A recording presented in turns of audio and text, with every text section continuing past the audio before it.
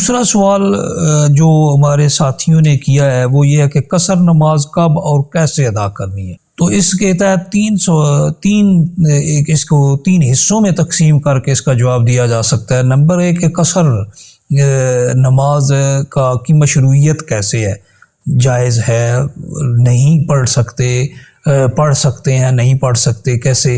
تو سرکار دو عالم صلی اللہ علیہ وآلہ وبارک وسلم کا ایک عمل ہے۔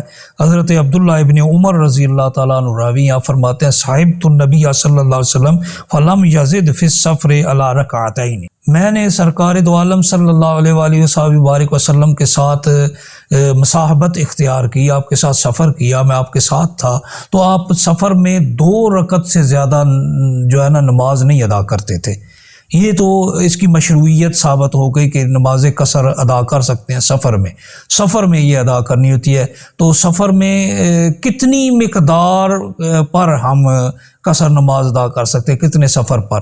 تو اس کے لیے جو شرعی طور پر بیان کیا گیا وہ ہے مسیرۃ ثلاثۃ ایام، 3 دن کی پیدل چلنے کی یا سواری پر جو چوپائے ہیں ان پر سوار ہو کر جو عام رفتار سے درمیانی رفتار سے سفر کیا جاتا ہے، 3 دن کی مسافت پر قصر نماز لازم ہو جاتی ہے۔ اگر 3 دن کی جتنا سفر کرنا ہو تو اگر اسے جدید طور پر دیکھا جائے تو یہ تقریباً 48 میل یا 77 سے 80 کلومیٹر بنتے ہیں۔ تو اگر 80 کلومیٹر سے سفر زیادہ ہو جائے تو اس پر نماز قصر ادا کی جائے گی۔ اب اس کا تیسرا حصہ یہ ہے کہ نماز قصر کب شروع کرنی۔ تو اس کے لیے یہ ہے کہ نماز قصر آپ اپنے گاؤں یا شہر کی حدود سے جب تجاوز کر جائیں گے، اس سے باہر نکل جائیں گے تو نماز قصر شروع ہو جائے گی اور اس سے واپس آنے تک نماز قصر ادا کی جائے گی۔ ہاں، یہ ذہن میں رکھیں کہ سفر کرنے کے دوران آپ کے سفر کی نیت 15 دن سے اگر کم کے سفر کی نیت ہے، کسی طرف بھی جانے کی نیت 15 دن سے کم ہے تو نماز قصر ہوگی، ورنہ نماز قصر نہیں ہوگی۔ اگر 15 دن یا 15 دن سے زیادہ کی نیت ہے، کہیں جانے کی، کہیں پر ٹھہرنے کی، کہیں قیام کرنے کی، تو پھر نماز قصر نہیں ادا ہوگی، پوری نماز ادا ہوگی۔ اس کے بعد اس کا اگلا حصہ ہے کہ کیسے ادا کرنی ہے۔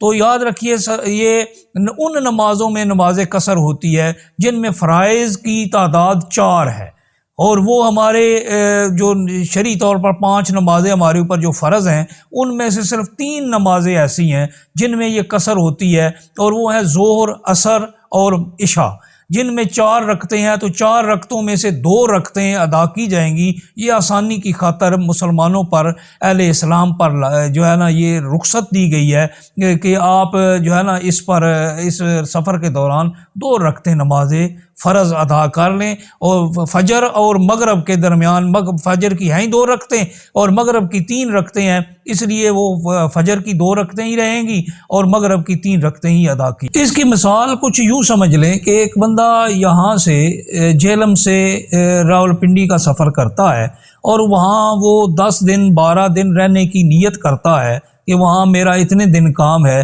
وہ وہاں جاتا ہے تو اپنے شہر یعنی جہلم سے نکلتے ہی اس پر قصر لازم ہو جائے گی۔ جب تک وہ شہر کی حدود کے اندر ہے وہ قصر نماز کی بجائے پوری نماز پڑھے گا، کیونکہ وہ مقیم ہوتا ہے۔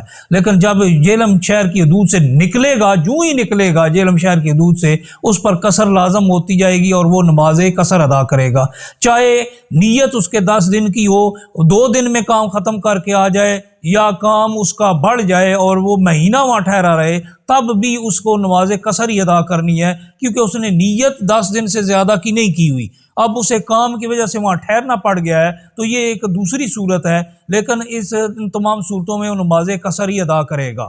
ہاں، اگر کسی نے مبہم نیت کی ہے تو چونکہ وہاں بھی اس نے تعیین نہیں کی ہوئی اور نہ وہ تعداد ایام کی اپنی زبان سے ادا کرتا ہے، اس صورت میں بھی وہ جتنی دیر ٹھہرا رہے گا وہ نماز قصر ادا کرے گا۔